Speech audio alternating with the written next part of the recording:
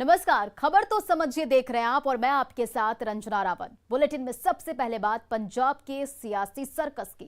पंजाब की सियासत से जो सीन निकलकर दिल्ली पहुंची है वो सियासी सिनेरियो में बदलाव ला सकती है, क्योंकि कांग्रेस कैप्टन ने आज अमित शाह से मुलाकात की। पूरी रिपोर्ट देखिए।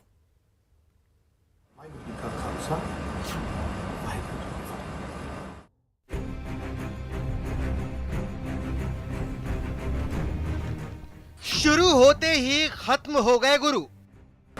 उसूलों पे आंच आए तो टकराना जरूरी है और जिंदा हो तो जिंदा नजर आना जरूरी है। ये मेरा बुजुर्ग लाहौर च जदों अंग्रेज़ों के खिलाफ लड़ता सी ना, उदों नारा बुलंदा सी, मेरी रूह की आवाज़ पंजाब की प्रगति, पंजाब नूं जिताउण दे लई कोई समझौता नहीं है। कांग्रेसी कैप्टन शाह के साथ सिब्बल का दर्द बंद हो गई बात। कितने समय से इंतजार कर रहे हैं और फिर इंतजार करने की भी तो हद होती है। हम तो उन लोग में से हैं जो कांग्रेस के साथ खड़े रहेंगे, हमेशा खड़े रहेंगे। हमने कभी कांग्रेस के खिलाफ बयान नहीं दिया और आज भी नहीं दे रहे। कांग्रेस का डूबता पंजाब। पंजाब की सियासत में शहमात का खेल जारी है। मंगलवार को सिद्धू ने पासा फेंका, अब कैप्टन अमरिंदर सिंह की बारी है। देखिए इन तस्वीरों को। सियासत में संबंध टूट जाते हैं। कल तक कांग्रेस के कैप्टन अब शाह से मिलने आते हैं। ये वही कैप्टन है जो सितंबर महीने की शुरुआत तक पंजाब की सरकार और पंजाब कांग्रेस को चलाते थे। मंगलवार को दिल्ली पहुंचे और किसी भी राजनीतिक शख्सियत से ना मिलने की बात कही थी। अब यहां अमित शाह से मिलने आए हैं। ये तस्वीरें पंजाब में कांग्रेस के लिए बड़ा झटका साबित हो सकती हैं। इस मुलाकात के कयास तो उस दिन से लगाए जा रहे थे जब अमरिंदर सिंह से सीएम की कुर्सी छीन ली गई थी, लेकिन अब ये इसलिए भी अहम हो चुका है क्योंकि कैप्टन ने ऐसे वक्त में शाह से मुलाकात की है जब पंजाब के अध्यक्ष बनाए गए सिद्धू कांग्रेस के लिए सिरदर्द बन चुके हैं। नैतिकता ਦੇ ਨਾਲ ਕੋਈ ਸਮਝੌਤਾ ਨਹੀਂ, ਤਾਂ ਹੀ ਆਵਾਜ਼ ਦੇ ਵਿੱਚ ਫਲ ਆਇਆ। ਤੇ ਅੱਜ ਜਦੋਂ ਮੈਂ ਦੇਖਦਾ कि उन्होंने मुद्दों नाल समझौता हो रहा। इस्तीफा वापस लेने के लिए सिद्धू को मनाया जा रहा है, लेकिन खबरों के मुताबिक ये मामला अब शर्तों में उलझ चुका है। इस्तीफा वापस लेने के लिए सिद्धू ने 3 शर्तें रख दी हैं। राणा गुरजीत सिंह को कैबिनेट से हटाना, डीजीपी प्रीत सिंह सहोता को हटाना, एडवोकेट जनरल एपीएस देओल को हटाना शामिल है। सिद्धू जी बहुत स्ट्रेट फॉरवर्ड आदमी है, वो मन में कुछ नहीं रखते, जो उनके मन में आया उन्होंने कर दिया। पार्टी हाईकमान ने ड्यूटी लगाई, हमारी सारी बातें हो गई हैं और everything is going to be all right. विधायक जी कह रहे हैं सब ठीक हो जाएगा, लेकिन ये इतना आसान नहीं है क्योंकि कांग्रेस आलाकमान भी सिद्धू के इस्तीफे वाली सितम से खासा नाराज है। पंजाब में जो सियासी हालात है उसके मुताबिक अभी जरूरत भी साथ देने की, कुनबे को बटोरने की, लेकिन सिद्धू ने तो फजीहत करा दी। अब G23 वाले बागी कहे जाने वाले कांग्रेसी भी अपनी चुप्पी तोड़ रहे हैं, तो वहीं बीजेपी और आप ने भी हमले तेज कर दिए हैं कि जो लोग इनके खासम खास थे वो तो इनको छोड़ के चले गए और जो लोग ये समझते हैं इनके खासम खास नहीं हैं वो आज भी इनके साथ खड़े हैं। Punjab is a border state, एक बॉर्डर स्टेट है और राष्ट्रीय सुरक्षा के लिए पंजाब में स्थिरता रहना, पंजाब की राजनीति में स्थिरता रहना ये बहुत अनिवार्य है, ये बहुत महत्वपूर्ण है। जो राजनीतिक सरगर्मियां पंजाब में चल रही हैं वो वास्तविक रूप में चिंताजनक है। नवजोत सिंह सिद्धू कांग्रेस पार्टी के जो प्रधान हैं, जो अब एक्स प्रधान हैं, पर लेकिन आम आदमी पार्टी बिल्कुल उनको आम आदमी पार्टी में नहीं शामिल करेगी। पंजाब में विधानसभा चुनाव से पहले कांग्रेस के लिए शुरू हुई परेशानियां खत्म नहीं हो रही हैं। एक तरफ कांग्रेस आलाकमान सिद्धू का विकल्प तलाश रहा है, तो दूसरी तरफ अमरिंदर सिंह का तोड़ भी खोजा जा रहा है, क्योंकि ये तय है कि अगर कैप्टन अमरिंदर सिंह कांग्रेस छोड़ेंगे तो कई और भी नेता उनके साथ उड़ेंगे। Bureau report, news 18 network.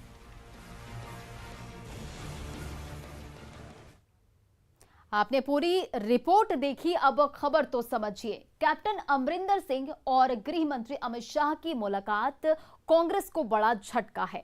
Amit Shah ने बड़ा मास्टर स्ट्रोक खेला है। संभावना है कि कैप्टन बीजेपी में शामिल हो सकते हैं और कयास भी ये है कि कैप्टन केंद्र में मंत्री बन सकते हैं। अब समझना जरूरी है कि अगर कैप्टन बीजेपी के साथ आते हैं तो बीजेपी को क्या फायदा होगा। सबसे बड़ा फायदा ये होगा कि बीजेपी को पंजाब का बड़ा चेहरा मिलेगा। अमरिंदर सिंह पंजाब के कद्दावर नेता माने जाते हैं और कांग्रेस को कमजोर करने में कैप्टन तुरूप का इक्का साबित हो सकते हैं। कैप्टन के जुड़ने से पंजाब में बीजेपी के पांव मजबूत होंगे और कांग्रेस पर प्रहार और वार करना आसान होगा। पिछला विधानसभा चुनाव कैप्टन के चेहरे पर कांग्रेस ने लड़ा था और कांग्रेस ने 117 में से 77 सीटें जीती थी। अमरिंदर सिंह ने के बीजेपी में शामिल होने से पार्टी का पड़ला भारी हो सकता है। कैप्टन अपने रसूख का फायदा उठाकर करीब 10 महीने से चल रहे किसान आंदोलन को खत्म कराने का एक जरिया बन सकते हैं। किसान आंदोलन के बीच एक कड़ी और बड़ी काम कर सकते हैं। जाहिर है कि बीजेपी में कैप्टन को लेकर बड़ा दांव खेल दिया गया है। चलिए बढ़ते अपनी अगली खबर की ओर और अब बात विशेष राज्य की। विशेष दर्जे के मुद्दे पर पिछले 2 दिनों से बिहार की सियासत की हवा गर्म थी, लेकिन आज शाम होते होते मुख्यमंत्री नीतीश कुमार ने स्पेशल स्टेटस की मांग पर पूरी स्थिति साफ कर दी है। पूरी खबर देखिए, फिर खबर तो समझिए।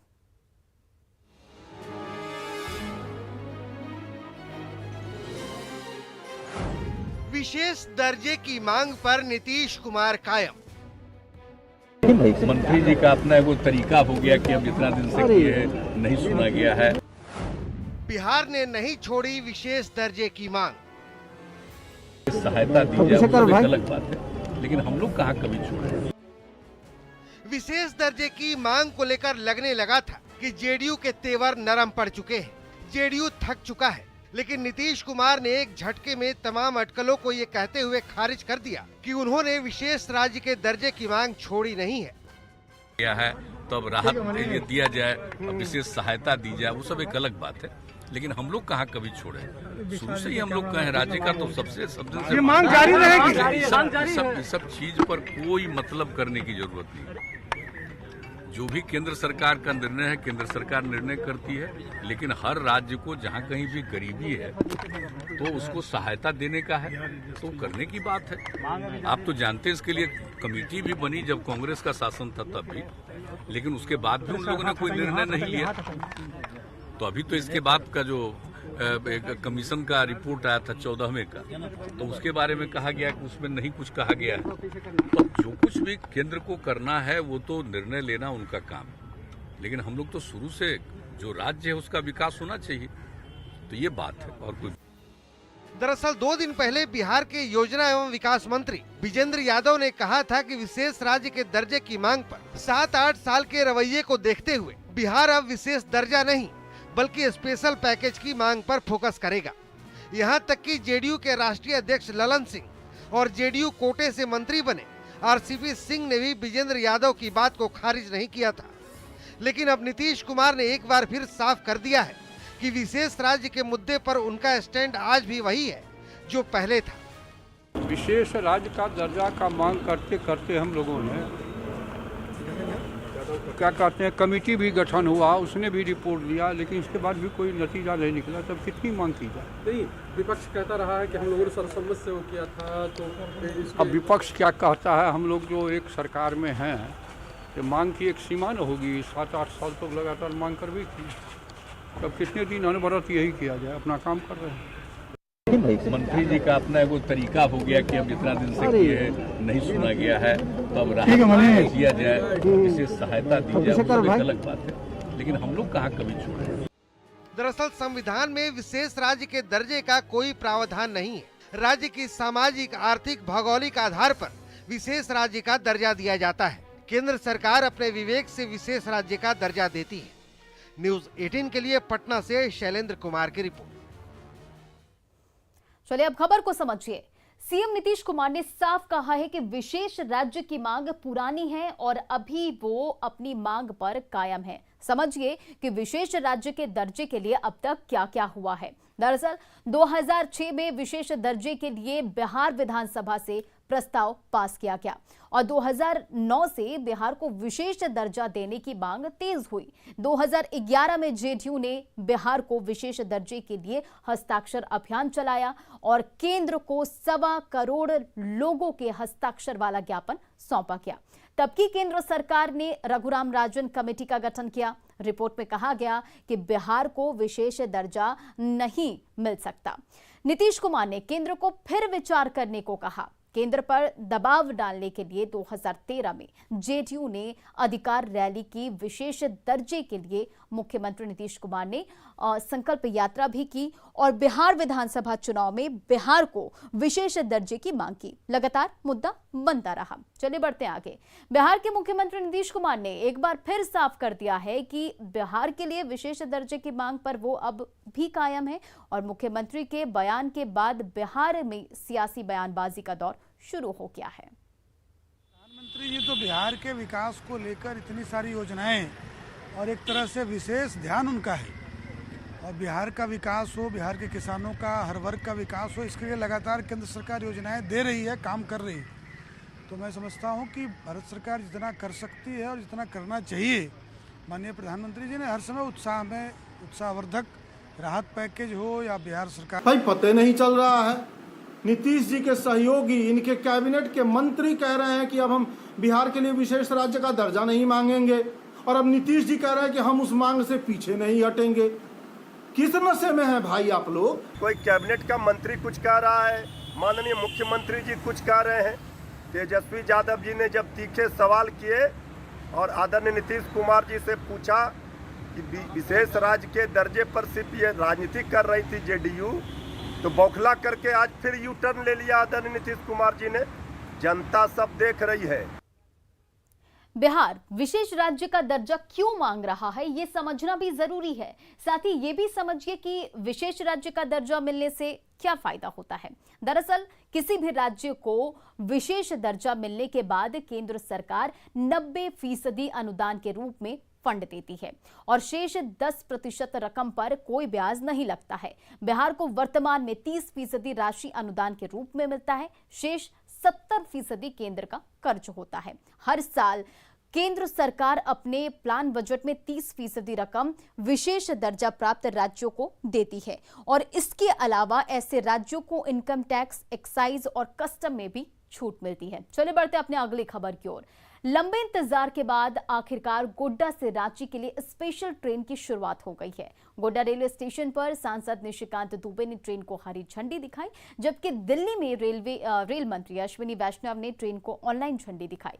गोड्डा से शुरू हुई स्पेशल ट्रेन भागलपुर और किऊल होते हुए रांची जाएगी।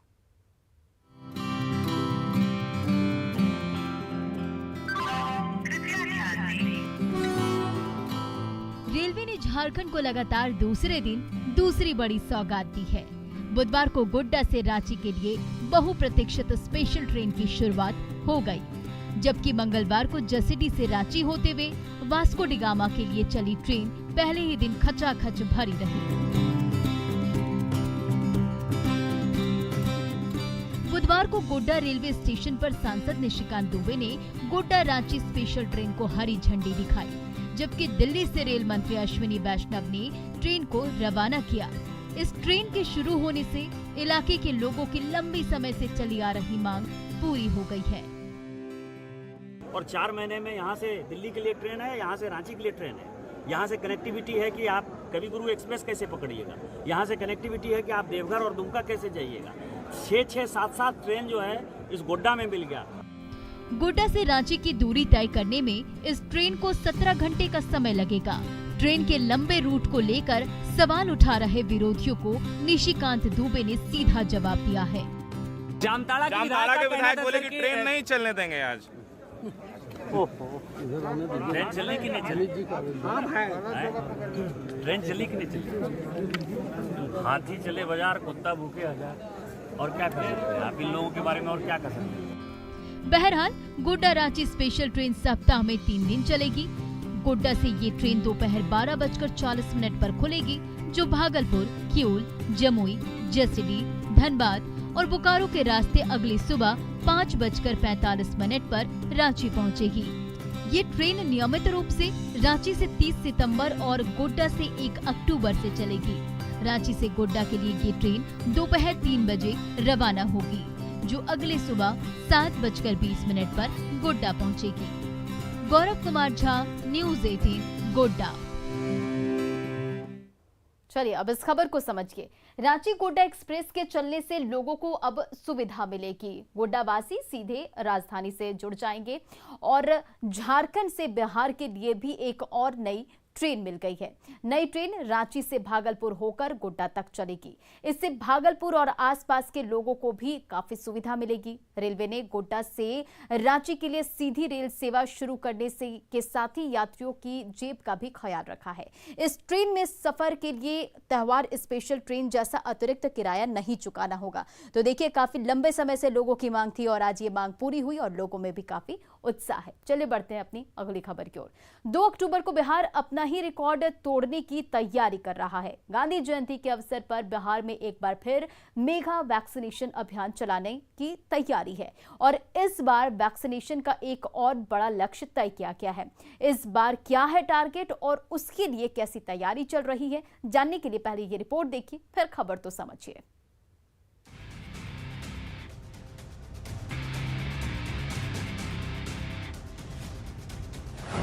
2 अक्टूबर को फिर चलेगा मेगा वैक्सीनेशन अभियान। अपने ही रिकॉर्ड को तोड़ेगा बिहार। ये तस्वीर 12 दिन पहले की यानी 17 सितंबर की है, जब बिहार ने वैक्सीनेशन के लिए मेगा अभियान चलाया और नया कीर्तिमान बनाया।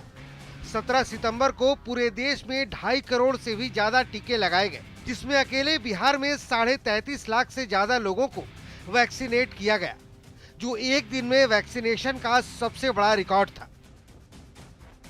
एक बार फिर बिहार अपना ही रिकॉर्ड तोड़ने को बेताब है। मौका होगा गांधी जयंती का। 2 अक्टूबर के दिन फिर से बिहार में बड़ा अभियान चलाया जाएगा। इस बार 35 से 40 लाख से ज्यादा वैक्सीनेशन का लक्ष्य तय किया गया है कि यह जो टीकाकरण महाअभियान हो, अभी तक का जो रिकॉर्ड हमारा रहा है अधिकतम टीका देने का लगभग 33.5 लाख का, हम उससे भी आगे बढ़ें।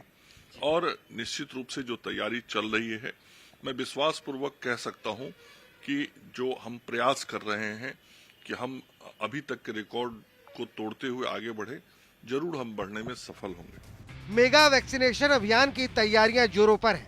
टीकाकरण में लोगों को किसी तरह की कोई दिक्कत न हो, इसके लिए स्वास्थ्य विभाग युद्ध स्तर पर तैयारी कर रहा है। 2 अक्टूबर को बिहार का स्वास्थ्य विभाग मेगा वैक्सीनेशन मुहिम छेड़ने की तैयारी कर रहा है और तमाम तैयारियां लगभग पूरी हो चुकी है। हम इस वक्त एक सेंटर में मौजूद है जहां पे तमाम तैयारी हो चुकी है और कई लोग यहां पे वैक्सीन लेने के लिए भी पहुंच रहे हैं और 2 अक्टूबर को 35 लाख लोगों को वैक्सीन देने का लक्ष्य स्वास्थ्य विभाग ने तय कर रखा है। उम्मीद है कि 17 सितंबर की तरह ही बेहतर और बेजोड़ प्लानिंग की मदद से बिहार एक बार फिर नया कीर्तिमान कायम करेगा। पटना से न्यूज़ 18 के लिए रजनीश कुमार और आनंद अमृतराज की रिपोर्ट। और चलिए अब इस खबर को समझिए। दरअसल खास मौकों पर मिशन को आसानी से अंजाम दिया जा सकता है और खास दिन पर लोग भी उत्साहित रहते हैं। जैसे प्रधानमंत्री नरेंद्र मोदी के जन्मदिन के दिन हुआ था। 17 सितंबर के दिन बिहार में 33.5 लाख लोगों को कोरोना वैक्सीनेशन दिया गया था और इस बार 2 अक्टूबर को अभियान के लिए चुना गया है। 2 अक्टूबर को गांधी जी की जयंती है। बिहार ने 6 महीने में 6 करोड़ का लक्ष्य तय किया था। अब बिहार अपने टारगेट से आगे बढ़ रहा है। अगर यही रफ्तार रही तो बिहार 8 करोड़ लोगों को इस साल तक टीका लगा देगा और कोरोना से जंग जीतना है तो कोरोना वैक्सीन बेहद जरूरी है। तो फिलहाल इस बुलेटिन में इतना ही। बने रहें आप न्यूज़ 18 बिहार झारखंड के साथ।